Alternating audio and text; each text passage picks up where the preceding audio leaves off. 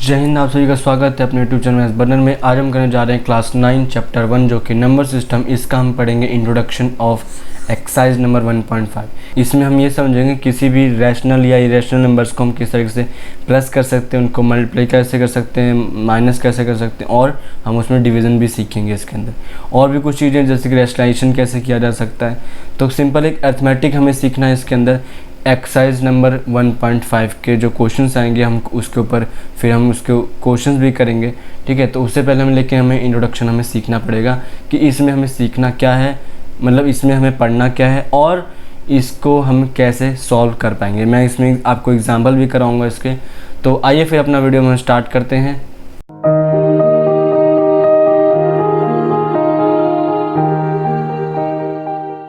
आगे चलने से पहले बता देना चाहता हूं कि अगर आपको इस वीडियो की पीडीएफ चाहिए तो आप इस टेलीग्राम आईडी पे जाके ले सकते हैं और आप मुझसे इंस्टाग्राम और फेसबुक से भी जुड़ सकते हैं। तो देखिए, सबसे पहला चीज़ हम जो करने जा रहे हैं वो है एडिशन करेंगे, ठीक है, कि हम किसी भी इरेशनल नंबर का हम एडिशन कैसे कर सकते हैं। तो यहाँ टॉपिक डाल लेते हैं हम लोग एडिशन, ठीक है। इसके हम क्योंकि इसके अंदर हम एडिशन सीखने वाले हैं। देखिए, इसमें 3-4 तरह के टाइप मिलेंगे आपको। सबसे पहला, जैसा कि अगर कहीं पर √a प्लस √a हो लिखा हो, मतलब कि ये हुआ कि अंदर के नंबर्स जो होंगे वो सेम होंगे, किसी भी रूट के अंदर के नंबर जो होंगे वो सेम होंगे। तो उसको कैसे सॉल्व कर पाएंगे। देखिए, तो इसके बाहर जो रूट के जो बाहर जो नंबर लिखा है तो कुछ नहीं है, मतलब यहाँ पे हम 1 मान सकते हैं, सिंपल, ठीक है। 1 और 1 हम लोग मान लेंगे। तो इसको अगर प्लस करूँ मैं तो इसको हम 2√a लिख पाएंगे। अगर मैं एग्जाम्पल की बात करता हूँ, देखिए जैसे कि मान लीजिए कि मेरे को √2 प्लस √2 मुझको सॉल्व करने को दे दिया गया। तो उसको कैसे सॉल्व कर पाऊंगा कि मैं बाहर लगा दूंगा 1 और 1 + 1 2 रहता, तो मतलब 2√2 में लिख सकता हूँ इसको, ठीक है। इससे ज़्यादा मैं इसको कुछ नहीं कर पाऊंगा। उसी तरह एक और क्वेश्चन लेते हैं ज़रा। दूसरा टाइप जो हमारे पास वो है जैसे कि √a प्लस √b, कि रूट के अंदर जो वैल्यू आ रही हो अलग अलग हो गई इस बार। तो इनको हम लोग कुछ नहीं कर सकते, नो चेंज हो जाएगा। इनको हम लोग कुछ भी नहीं कर सकते हैं, ठीक है। इसका एग्जांपल भी देख लेते हैं अभी। जैसे कि है अपने पास √2 प्लस √3, तो इसको हम लोग कुछ नहीं कर सकते, एज इट इज़ यही आंसर अपने पास लिख दिया जाएगा दोबारा से। तो इनको हम लोग कुछ नहीं कर पाएंगे। फिर है अपने पास नेक्स्ट टर्म देख लेते हैं। थर्ड नंबर है इसका। अगर मुझे कहीं ऐसा नंबर दिखे कि जैसे कि x√a प्लस y√a, ठीक है, हमें ये की कुछ वैल्यू मिल जाएगी। तो इसको कैसे कर सकते हैं हम लोग, तो x प्लस y और हम लोग उसके अंदर कर देंगे √a। मतलब समझाने की कोशिश करते हैं एग्जाम्पल के साथ। एग्जाम्पल देख लीजिए, बहुत आसान सा चीज़ है कि 2√3 है कहीं और प्लस 4√3 है कहीं, ठीक है। तो इसको हम लोग क्या करेंगे, हम लोग √3 और √3 को मतलब अंदर वाली टर्म्स को हम प्लस नहीं कर पाएंगे। हम लोग क्या करेंगे, जो बाहर जो नंबर्स लिख रखे बस इन्हीं दोनों को प्लस करके हम लोग रूट वाले टर्म को हम साथ में ऐसे लिख सकते हैं। तो ये बन जाएगा 6√3। तो ये एडिशन के अंदर 3 क्वेश्चन बन रहे हैं हमारे पास। ये मतलब 3 टाइप के क्वेश्चन बन सकते हैं हमारे पास। तो तीनों टाइप मैंने आपको करा दिए। अब बढ़ते हैं इसके सेकेंड टर्म की तरफ। तो देखिए, सब्ट्रैक्शन में कैसे किया जाएगा। तो हमें जब सब्ट्रैक्शन करना होगा तो हमें वही सेम रूल लगभग वही यहाँ भी वही लगेगा, ठीक है। तो सबसे पहले देख लीजिए, जैसे कि अपने पास √a माइनस √a, ठीक है। तो जैसे इसका आंसर तो सिंपल 0 ही हो जाएगा। जैसे कि देख लीजिए, जैसे कि हो गया √2 और माइनस √2, तो ऑब्वियसली चीज़ है, इसका सेम ही नंबर प्लस और माइनस दोनों मिल गया, तो इसका मतलब आंसर इसका 0 हो जाएगा। दूसरा अगर देखें हम लोग, जैसे कि हो जाएगा थोड़ा नंबर एग्जाम्पल लेके समझ लेते हैं कि 2√a 2√3 मान लिया हमने, माइनस का 1√3 हो गया। सेम नंबर है, इस वजह से हम इसको माइनस कर पाएंगे। देखिए, अब इस क्वेश्चन में क्या है कि अंदर के जो नंबर्स हैं, रूट के अंदर जो नंबर्स लिखे गए हैं वो दोनों नंबर सेम हैं। इस वजह से हम लोग बाहर वाले नंबर से माइनस उसको कर पाएंगे। तो यहाँ पे क्या बन जाएगा, 2 में से हम लोग सिंपल 1 माइनस कर देंगे तो अपने पास 1√3 आंसर बच जाएगा। एक दो एग्जाम्पल और समझाने की कोशिश करता हूँ। जैसे कि इस एग्जाम्पल और हम देख लेते हैं। जैसे कि मान लीजिए कि 5√7 माइनस हो गया 2√7, तो 5 में से हम 2 माइनस करेंगे 3√7 बन जाएगा हमारे पास इसका आंसर। तो इस तरीके से हो जाएगा। इसका जो तीसरा टाइप बनेगा उसको भी देख लेते हैं ज़रा। अगर कहीं पे ऐसा हो कि √a माइनस √b, मतलब कि बात ये कही जा रही है एग्जाम्पल के तौर पर देखा जाए तो √3 माइनस √2, तो इसको मैं √1 नहीं लिख सकता हूँ, ठीक है, क्योंकि रूट के हम लोग प्लस से माइनस जब भी करा सकते हैं जब रूट के अंदर की वैल्यू क्या हो, सेम हो, लेकिन यहाँ पे अलग अलग है तो हम इसको कुछ नहीं कर सकते, यहाँ पे हो जाएगा नो चेंज, ठीक है, इनको हम कुछ नहीं कर पाएंगे। तो यहाँ भी हमने 3 टाइप हमने पढ़ लिए, सब्ट्रैक्शन के अंदर भी, एडिशन के अंदर भी सब 3 टर्म्स पढ़ लिए, 3 टाइप पढ़ लिए थे हमने, और यहाँ पे भी हमने 3 टाइप इसके पढ़ लिए। अब हम चलते हैं इसके मल्टीप्लिकेशन रूल की तरफ। तो मल्टीप्लिकेशन रूल में हमें क्या मिलेगा, थोड़ा सा अलग इसमें फॉर्मूला लगेंगे, फॉर्मूला क्या रूल ही है वो एक तरह का, तो उसको देख लेते हैं ज़रा। देखिए सबसे पहला जैसे कि है, हम एग्जाम्पल के तौर से समझाता हूँ, रूल छोड़िए एक बार। एग्जाम्पल अगर हम लोग देखें जैसे कि √2 मल्टीप्लाई √2, तो इसको हम लोग √2 का होल स्क्वायर भी तो लिख सकते हैं, और स्क्वायर से हम लोग 2 को कट कर सकते हैं, रूट को मतलब, तो अपने पास फाइनल आंसर 2 आ जाएगा। इसका मतलब ये हुआ कि कोई भी सेम नंबर का जब मैं मल्टीप्लाई करूँगा या स्क्वायर करूँगा तो मेरे पास उसका आंसर वही रूट वाला वैल्यू ही आ जाएगा, ठीक है। तो जैसे और देख लेते हैं, जैसे कि अपने पास √5 मल्टीप्लाई √5 है, तो इसका आंसर 5 ही बन जाएगा, डायरेक्ट आंसर हो जाएगा इसका इसका आंसर डायरेक्ट 5 ही बन जाएगा। फिर और देख लीजिए, और है जैसे कि 7√2 मल्टीप्लाई √3। अब जैसे ये नंबर है अपने पास, तो इसको क्या करना पड़ेगा, देखिए 7 के √2 के पास तो 7 है, लेकिन √3 के पास बाहर कुछ नहीं है, तो मतलब 1 में लगा सकता हूँ, तो बाहर वाले को बाहर से मल्टीप्लाई करना होगा, मतलब रैशनल वाले को रैशनल से, और रूट वाले को रूट से, मतलब कि इरेशनल वाले को इरेशनल से। तो 7 को जब 1 से करूँगा 7 आ चुका है, और रूट में जो नंबर से उनको मल्टीप्लाई कर दूँगा तो यहाँ पे पॉसिबल है उनको मल्टीप्लाई करना, तो इनको मैं √6 लिख दूँगा, 7√6 इसका फाइनल आंसर बन के आ जाएगा। एक दो और एग्जाम्पल देखते हैं हम, जैसे कि मान लीजिए कि 2√3 मल्टीप्लाई हुआ 4√7 की, तो बाहर वाले को बाहर से मल्टीप्लाई करना है, रैशनल को रैशनल से, 4 2 जा 8 हो गया, और 3 7 जा 21, तो रूट में 21 इसका आंसर हो जाएगा, ठीक है। उम्मीद है कि समझा पा रहा हूँ ठीक से। और देख लेते हैं ज़रा इसका थर्ड टाइप का क्वेश्चन, जैसे कि अपने को सिंपल हमने नंबर दे दिया कि √2 मल्टीप्लाई √5, बाहर में कोई नंबर नहीं है तो कोई दिक्कत नहीं है, हम लोग क्या मान सकते हैं, जैसे हमने ऊपर सीखा भी, हम लोग क्या मान सकते हैं, 1 1 मान सकते हैं, दोनों के पास 1 को 1 से तो कराएंगे तो 1 ही आता है आंसर, और अंदर वाले को हम भी मल्टीप्लाई कर सकते हैं √10, तो सिंपल यहाँ पर √10 का आंसर आ जाएगा।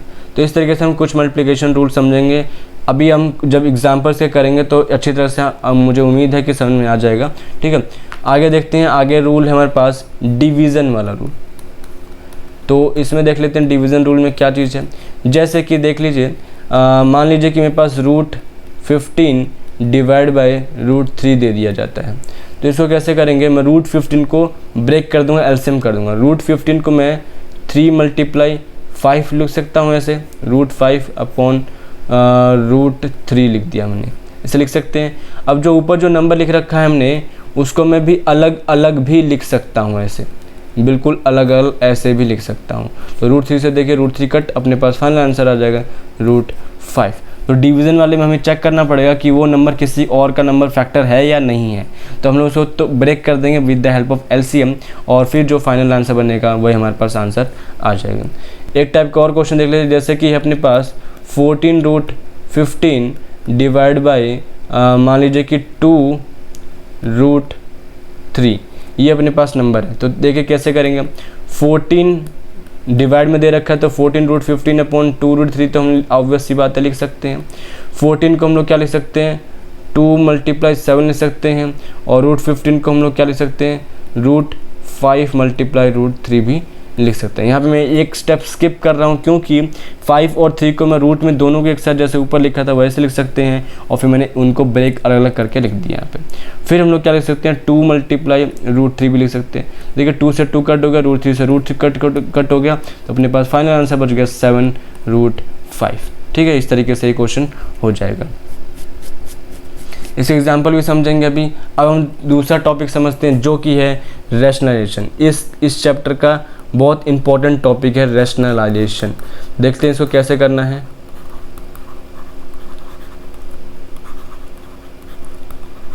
रैशनलाइजेशन, देखिए पहली बात तो ये है कि करते ही कब है, हमें पता नहीं, हमें बोलेगा नहीं कि इसको रैशनलाइज करके दो, सिंपल लिख देगा सॉल्व कर दो। ठीक है, तो इसको कैसे करना पड़ता है या पहचान क्या है कि इसमें रैशनलाइजेशन लगेगा, उसको समझ लेते हैं। जैसे देखो सिंपल सा इसका रूल ये है कि जब भी किसी भी नंबर के जैसे कोई भी नंबर फ्रैक्शन में होता है, 7/√7 हमने लिख दिया, ठीक है।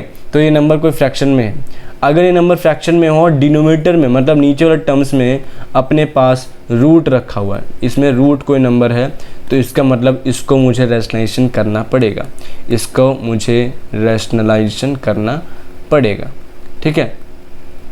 जैसे कि और एग्जाम्पल बताता हूँ, जैसे कि हो जाएगा 2/√3, और हम देख लेते हैं 1/3 + और देख सकते हैं, और जैसे कि 7/4 + 4 - √3, ऐसे हम कुछ भी नंबर यहाँ से ऐसे देख सकते हैं। तो बस यही हमें देखना है कि वो चाहे प्लस में हो चाहे माइनस में हो, लेकिन अगर डिनोमिनेटर में मतलब नीचे वाले टर्म्स में हमारे पास, नीचे फ्रैक्शन में हमारे पास अगर रूट नंबर आ जा रहा है तो मुझे वहाँ पर रैशनलाइजेशन करना पड़ेगा। तो करते कैसे हम उसको भी समझ लेते हैं। जैसे कि देख लीजिए, अपने को एक क्वेश्चन दिया जाता है कि 1/√7, ये अपने को क्वेश्चन दे दिया है कि क्या करना पड़ेगा, जो नंबर रूट में दे रखा है, जो डिनोमिनेटर में जो नंबर दे रखा है, उसी को दोबारा से हम ऊपर और नीचे मल्टीप्लाई करा दिए अलग से, ठीक है। तो अब क्या करना पड़ेगा, √7 को 1 से जब कराएंगे तो √7 ही आ जाएगा, और √7 × √7 हमने अभी भी पढ़ा था, जब सेम ही नंबर मल्टीप्लाई में होने लग जाए तो वही आंसर बिना विदाउट रूट का आंसर आ जाता है।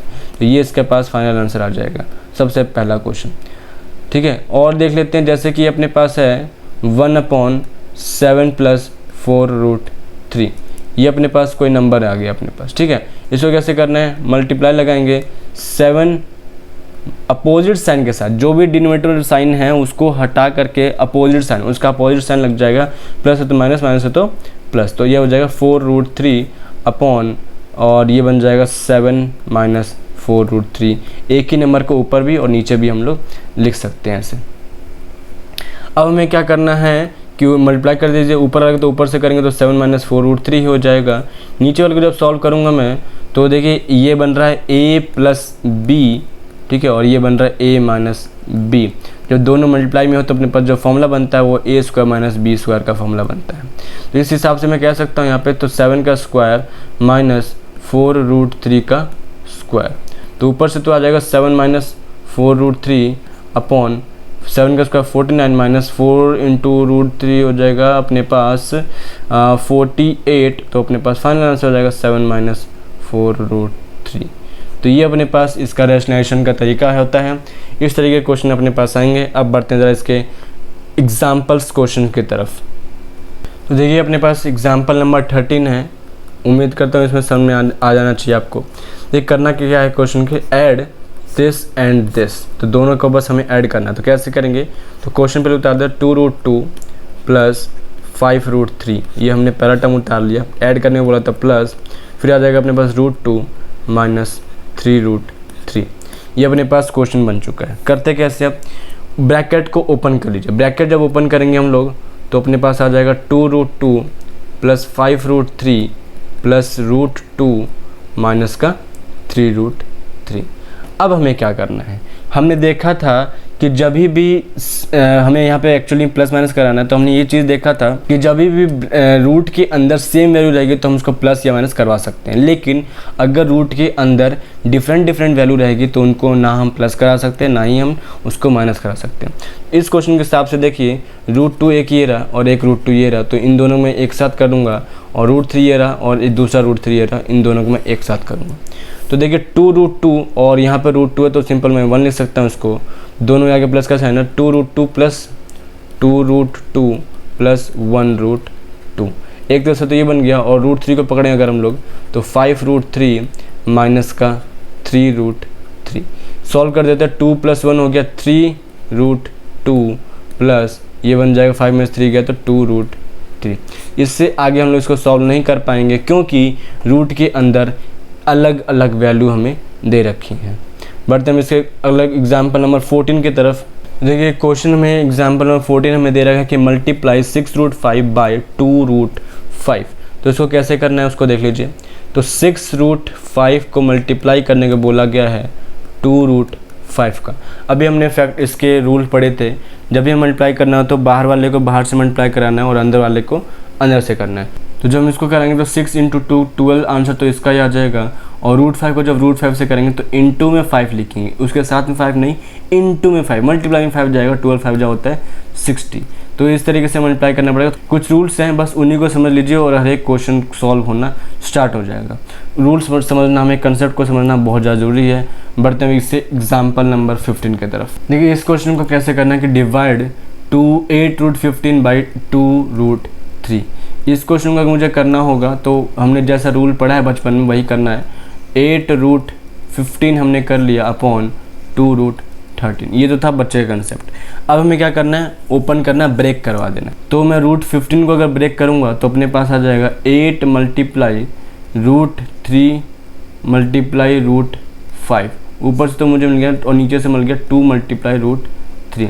देखिए रूट 3 से रूट कट हो गया और 2 के टेबल में 1 पे, 2 के टेबल में 4 पे, तो अपने पास फाइनल आंसर जो आ जाएगा वो आ जाएगा 4 रूट 3। तो ये हो गया अपने पास एग्जाम्पल नंबर 15। उम्मीद है कि आपको समझ में आ रहे होंगे, ज़्यादा मुश्किल कुछ है नहीं। फिर जब हम इसकी एक्सरसाइज करेंगे तो शायद से आपको और अच्छी तरह से समझ में आ जाएगा। देखिए क्वेश्चन नंबर जो 16 है, मतलब एग्जाम्पल नंबर 16 है, उसमें सिर्फ क्वेश्चन हमें दे रखा है सिंप्लीफाई, और मुझे बहुत सारे क्वेश्चंस ऐसे ही करने पड़ेंगे। तो सबसे पहला हमें क्वेश्चन देखिए 5 रूट 7 और 2 रूट 5 को मल्टीप्लाई करना है।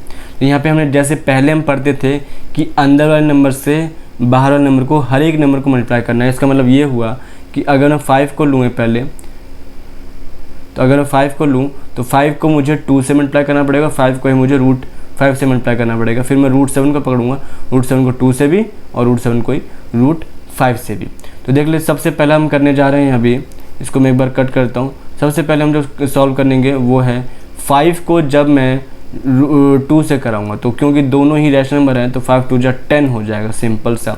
फिर हम 5 को ही रूट 5 से करेंगे, तो देखिए ये एक क्या है, 5 क्या है, रैशनल नंबर है, और रूट 5 क्या है, इरेशनल नंबर है। तो दोनों ही मल्टीप्लाई नहीं हो सकते, और इसलिए हम इसको सिंपल 5 रूट 5 ही लिख पाएंगे। आगे है रूट 7, 5 का दोनों हो गया। रूट 7 की बात करते हैं। रूट 7 को जब 2 से करेंगे तो प्लस 2 रूट 7 आ जाएगा, जैसे हमने अभी जिस पीछे पढ़ा था। और अपने पास जब रूट 7 को जब रूट 5 से करेंगे तो अपने पास जो आंसर आ रहा है वो आ रहा है रूट 35। तो इस तरीके से सबसे पहला क्वेश्चन हमारा सिंप्लीफाई हो चुका है। देखिए इस क्वेश्चन को कैसे करना है, यहाँ भी वही काम है। 5 को पहले 5 से करेंगे, फिर 5 को मतलब अंदर वाले हर एक नंबर को दूसरे वाले से हर एक नंबर से मल्टीप्लाई करना पड़ेगा। तो सबसे पहले पकड़ लेते हैं 5 को।